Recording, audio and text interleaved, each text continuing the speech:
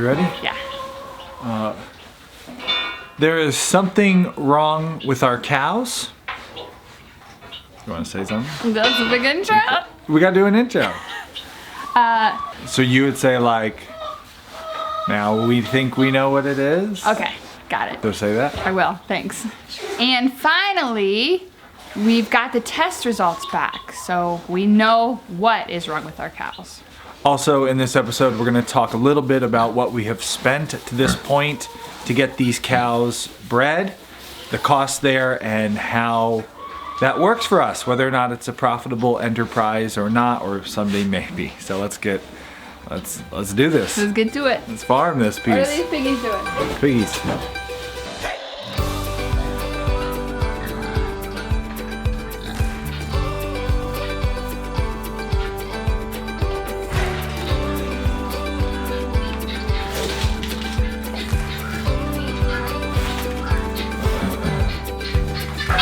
That's the troublemaker there, Tiny, and her buddy, our other female pig. They're in the barn right now. Tiny got injured, and we separated her from the males because they were starting to try to mate with her, and with her being injured, we didn't want her to heal. So the two of them are in the barn right now, separated, and they're in the feed room. They've helped themselves to all the feed that's spilled. They're the cleanup crew. So I gotta say, Cooney Coonies are actually a very neat pig. For years, I've heard pigs touted as the cleanest of all farm animals. When we used to raise the commercial style big pink piggies, I never felt they were very clean. The idea of them going and pooping in a place where they didn't eat, keeping it separate, I never saw that happen. These Cooney Coonies, even inside the barn where there's not a whole lot of space, they have their bed on one side, their water tray, which they don't even knock over. My pink pigs would have knocked that water tray over every day. And then they go and they poop on the other side, and there's a little grate in the floor where the pee actually can run down and get in the grate and go out of the barn. It's pretty impressive. The Cooney Coonies are a very clean little pig. I gotta say, like, I did not come into Cooney Coonies wanting them to be my favorite pig. They're super expensive, they're very slow growing, very low yield. But I really like them, and I think that's the thing with Cooney Coonies. I think people grow to just really like them, and despite them not being a great financial, product, they're just a fun animal to have on the homestead. And sometimes we make decisions on the homestead, based off finances, and other times we just have animals that we like to keep because we think they're cool.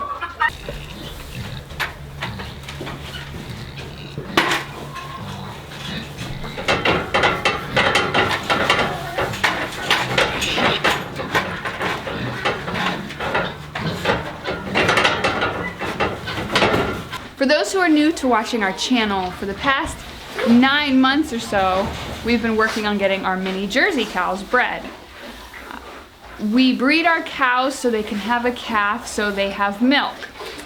Now, we started with Luna, our oldest of all the cows, so she would have a spring calf, but she got pregnant, then she lost that. Then the next couple times we tried, she didn't take. Finally brought a couple bulls on. She was bred, finally. And then she wasn't. She lost that pregnancy as well. Then with Honeybee, the same thing happened. She finally took and she lost that. Now, out of our 3 cows, only one is bred. That tells me there's something wrong with them. Something's going on that they're not keeping these pregnancies. Because a cow, like, they are in good condition, healthy, getting enough food, they should be able to hold on to these pregnancies. We decided the next step was to get the vet out, figure out what's going wrong. There were a lot of guesses. Could have been some kind of STD that the cows got from maybe one of the bulls. Could have been a deficiency in their diet. We had no real idea which way it would go. It was all guesses. So we called the vet. Because it's been the holiday season, a lot of the testing gets done by the labs at the universities nearby. So there was extra weight on results.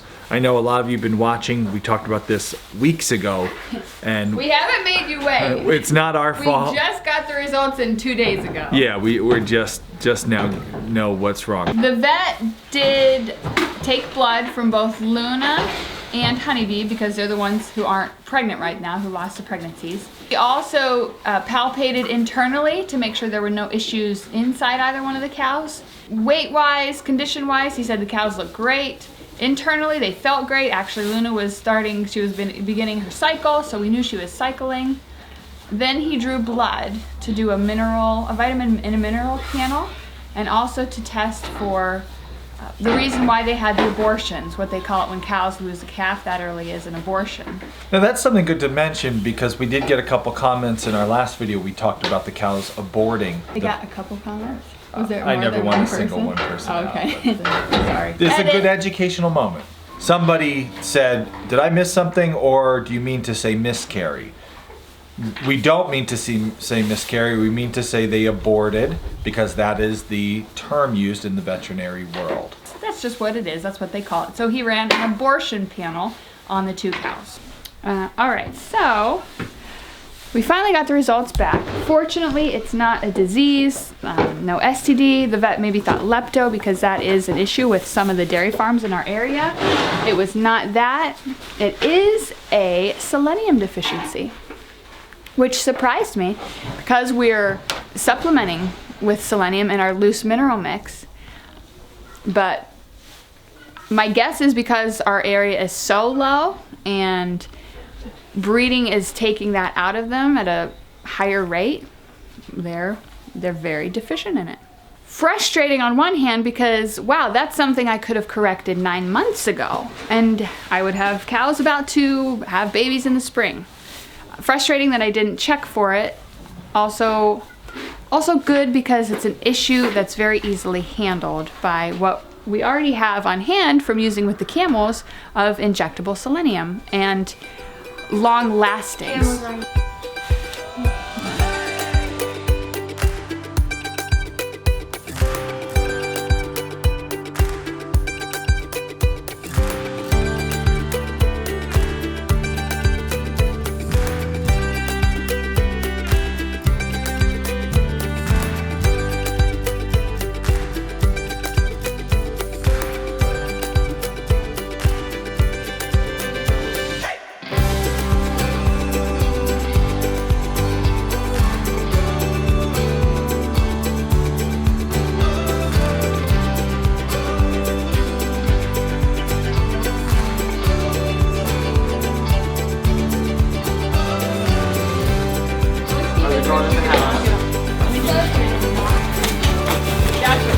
That's what I said, right?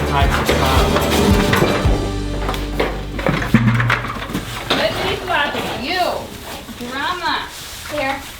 She's supposed to be the nice cow. She's all muscle, that cow. She is like, she's a tank. We always would call her the little tank. Yeah, she's a dozer. She's a pusher. Yeah, she's a tank. Grasshopper's the bucking bronco, but I don't know. That was the worst ever on having to give a cow a shot. She's Piece of worse than the drama. camels. Oh yeah, so drama. Look at her. What's she doing? She's being drama. We need to name her Whew. Panzer. I hope Grasshopper doesn't. Hey Daddy, we need to name her Panzer. I like that. Grasshopper's paw on the ground over there. Doesn't bode well for not boding well. Oh. Today's a learning day, so. I came out here for me. One down.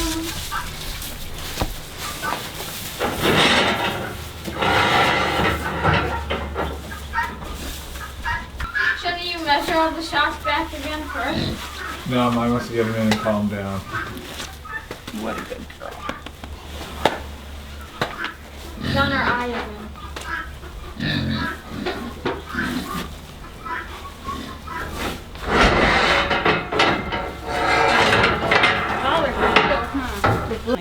I'll Push her from behind.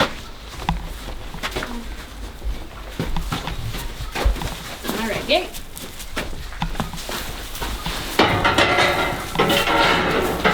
Come on. Now grasshopper is bred, so I'm glad we did honeybee first. Kind of worked out our kinks of where I have to give the shot and everything. I'd like to be a bit more delicate with grasshopper.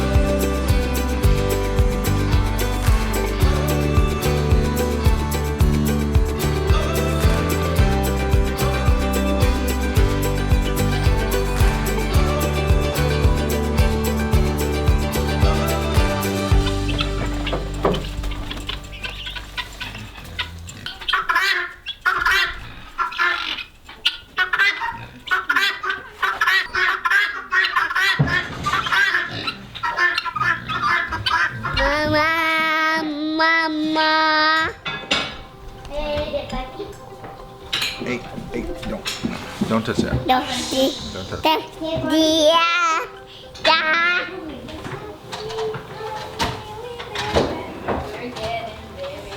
Alright, how's that? That looks pretty good. How's that? What's with the hat? You gonna take it off now? Ah, that's what's with the hat. Oh, so much hair. Better? Do you like that? So much hair. It's fine. It's winter hair. It is winter hair. It's keeping you warm. Very well insulated. Keeping your lip warm. So as you saw, that was kind of crazy out in the barn. So we survived. We survived. And we the barn did not. It's a pile of dust now. All 3 cows got everything we needed them to get. Everyone got their selenium. This looks tilty. It was very fortunate. It was now that we got to see some maybe issues with our stanchion that will need to be fixed. Oh my goodness. Oh. Let's see. Anyways. Aston loved it. So we came inside here because it's cold outside. Really cold and the barn was crazy chaos and we just needed to have a coffee and sit on the couch. We do want to talk about the financial side of this, the testing and losing the different artificial insemination attempts and having the bulls here and it not working out. So let's dive in now to the financial side of this, answer a couple questions, comments we got on the channel recently dealing with all these issues. The problem, selenium. Problem. Selenium. Pretty easy. Easy solution. Easy we gave solution. them shots. Today you gave them all shots. Yeah, everyone got selenium. It's a long-lasting selenium injection I gave them. The same thing we gave the camels when they needed selenium. Because this is an issue that is across the United States, the selenium deficiency. Yeah, something. The camels came from Michigan and they had low selenium. Yeah, and some of you did guess in the comments section of our previous videos that it could be a mineral deficiency. We were glad to know it was not a STD. It wasn't another disease. Yeah, so the mineral deficiency, while we were supplementing with a specific dairy cattle mineral, but it just obviously wasn't enough. So hindsight's 20/20. Now going forward, it's one of those things that we know we need to be on top of even more so than we were before. Yeah.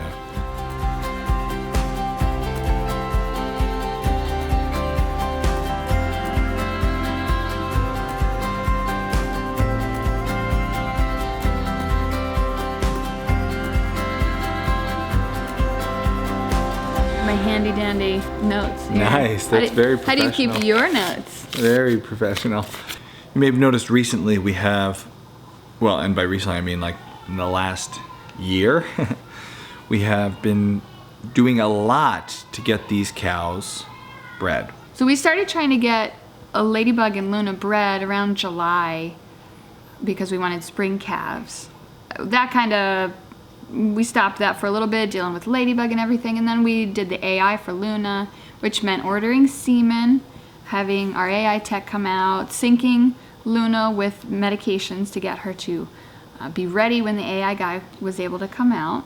And we had people saying, like, you guys have spent a fortune. Well, not just that, because then add to it now, we've lost those AI attempts. We got a bull. That's what I mean. Yeah, like you spend a fortune on trying to AI, plus the fact that the AI didn't take.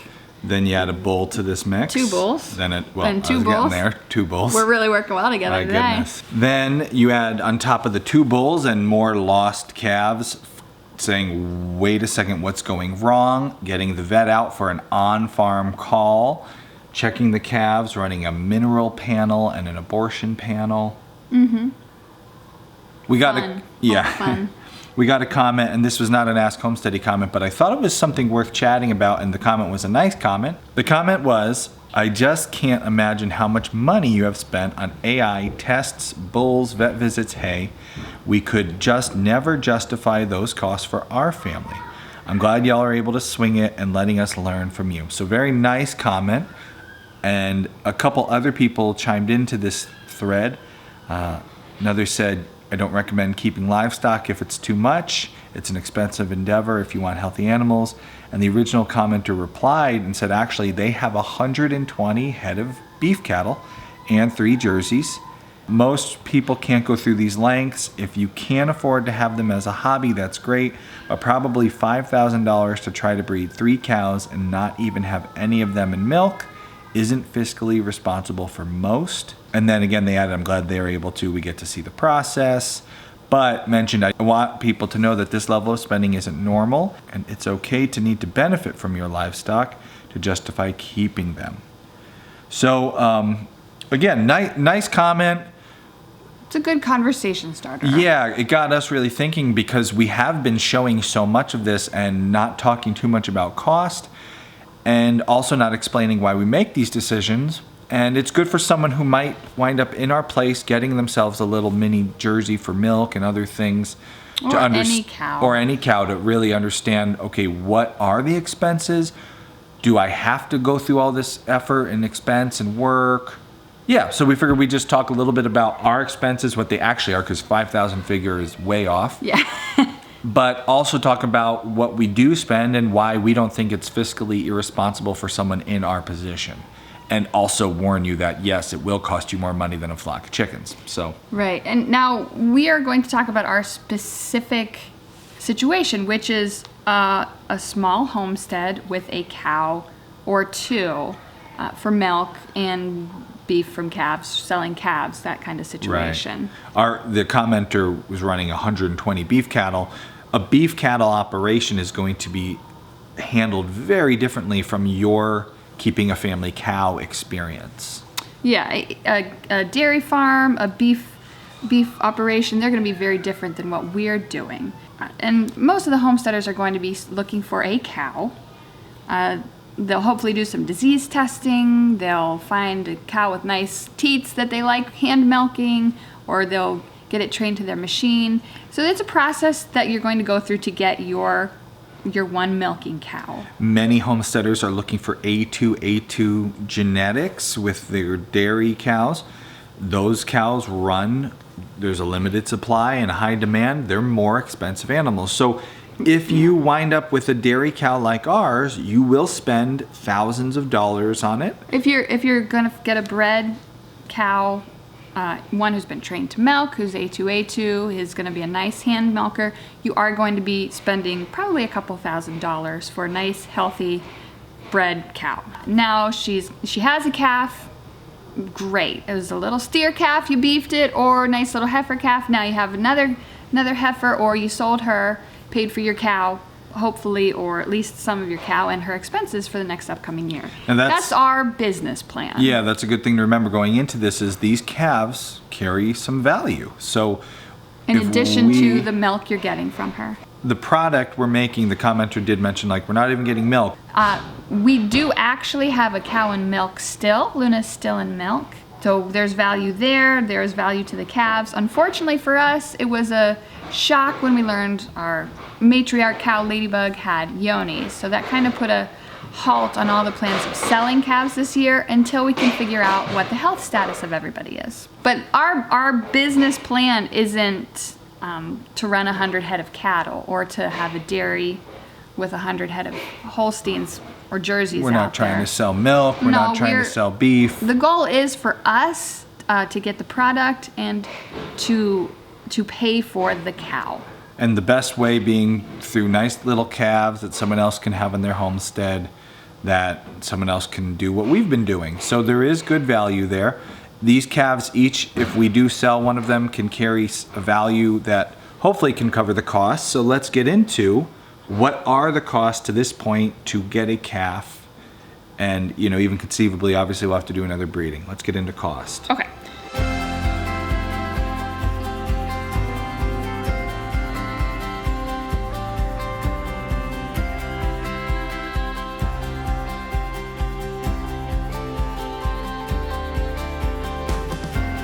So our breeding expenses for this year have been, what's involved is semen. Before we got the bulls in, we had to get semen shipped. Now that's the most expensive part of all of this for mini jerseys. Your AI tech carries semen with them. That will be much less expensive. But because like there literally could not be a noisier toy than the one our baby just brought. It's a grandparent toy.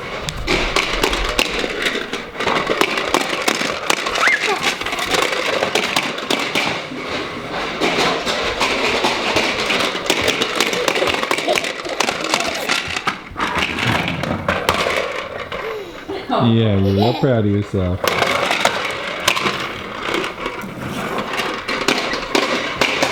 We haven't shared this. I just want to give a shout out to one of our super viewers, Bess. Beautiful ladybug and cow painting. We got another one from our family friend. And then this one from another friend, Kirby. That's ladybug. Actually, same picture as the one Bess made. Just beautiful, beautiful cow photos we have on our cow shrine there. Expenses. The semen's the most expensive part of this. Your AI tech will have less expensive semen in their tank if you choose to go with something that they have. We've got the mini jerseys. We'd like to keep breeding the mini jerseys, so we order mini jersey semen, and our AI tech keeps it in his tank for us. It doesn't charge us anything for that. So the semen this year cost $500 for the semen to purchase, $100 to ship it. So $600 for semen. The AI meds I'm using are last year's. So I used it for 2019. I used it for 2020. I'll use it for 2021 probably. So is it like, it's probably $10? $10 for the for the medication, we'll say. I do it myself, so I don't have to have the vet come here and give any of the shots. So we can include in that syringes and needles, which are such a small. Yeah. They're so cheap. Yep. AI attempt per cow is about $15. He comes and he does 2 at a time or 3 at a time. We spend, $30, $40 on AI attempt per go round. So this year. 5 attempts. Yeah, 5 attempts. Okay, so 15 times 5 would be 75. Yep. Okay, cool. For each preg test that we send in, whether it's milk or blood, the supplies for that are free. They're at no cost through Lancaster DHIA. But to send in for the envelope and for running the actual test is about $5. So we're almost up to about $600 here. Obviously, after doing the preg testing, we learned they were still open, so we decided to... And we were through our semen. I didn't want to run through more semen because I thought we could get live coverage pretty quickly and simply. So we went the route of not 1 but 2 bulls. The cost of stud service is going to be all over the place, so don't go by our numbers here. That's what happens with with prices in general, which is why when we share them, we make sure people know it's very specific to your area. And what you're doing. I think we're kind of in the middle here in Western PA. It's going to be cheaper if you're in dairy country for your AI tech, which we are kind of in dairy country, so that's why it's not too expensive. But if you're in beef country and there's AI techs are harder to find, or you're not in any cow country, you may be spending more. So we wound up spending $150 on stud services for both attempts. So that was for not both bulls. Expensive at all. Good thing, because they didn't take. Well, the one took. Hopefully, grasshopper. I know all of them took. I can't blame the bulls. The bulls did their job. No, you can't blame the bulls. The bulls were what we wanted. And now the big one. And now, second biggest expense so far to the semen has been having the vet out to do these panels, the abortion panel and the vitamin and mineral panel. Now, I want to address our commenter. They have a herd of 120 beef. if you have a couple cows in your beef herd and you're running a beef herd and these cows don't take, generally they just become more beef. I don't know how you run your own beef herd. Anybody out there, if it's big or small, but if you have a large size beef herd and you have a couple cows not taking, burger, it's a way to do it. We don't have that ability to just say, oh, you know what, this cow's not taking, let's turn her into burger. Our herd is very small, we need them all to take, and so the investment in figuring out what's wrong for us is not only necessary, but makes it's fiscally responsible. Our calves, if we can get some calves and sell them, will pay for the expense here, and the expense for the testing, for the vet to come out, palpate, run the different panels was $200 per cow. So we spent $400 on testing. We did not test Grasshopper. We assumed if she loses it, it'd be for the same reason. If she doesn't, there's no reason to test her. Now, we were talking with the vet about what could be the issue when he was discussing maybe lepto. And he was saying that there's a nearby dairy herd who's got an issue with lepto in their herd, which is something that's in all the wild animals around here. It could be from any source. For that dairy to figure it out, they had to be seeing abortions in their calves, calves breeding back slowly or late, or having calves out of the time they wanted them to. So, and they had to do testing on their cows, which means just if you have a large herd, it doesn't mean you're just going to beef everything that's not working out for you. If you have enough of an issue, you're going to say, wait, something's going on. We have to test our animals. And they did test, and they found out what the issue was, and now they're vaccinating for that. They're on I think a 6-month schedule of vaccinations. Because it gets to the point where you can't just beef everything and start fresh. You're working with the animals you have. And that's what we're doing. We're working with the animals we have. And thankfully for us, it's an easy problem to solve. Yeah, this was good news. A mineral deficiency, although being a bummer, it's a lot better than the news we got last year about ladybugs. So this was a problem we can tackle. Yeah, and I felt like $200 to figure this out from the vet was worth it for me. It's hard to take your dog to the vet and run tests and find out what's wrong with them for a less expensive number than that. And you can't milk your dog. I mean, you could. But. Just breeding the cows. The expense of breeding the cows this year for us was around $1,100. Yeah, we'll say $1,100 this year for breeding. Now, breedings that did not happen, all except for one.